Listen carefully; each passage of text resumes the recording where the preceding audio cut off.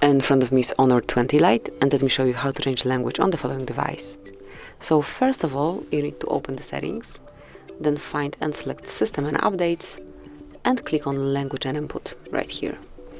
And if you'd like to change it, mark first tab, which is Language and Region, and here smoothly tap on Add Language.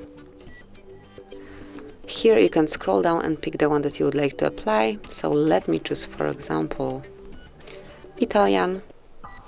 Tap on Change to default one, and from now on, as you can see, the whole device is in Italian. You can smoothly use it in the picked language.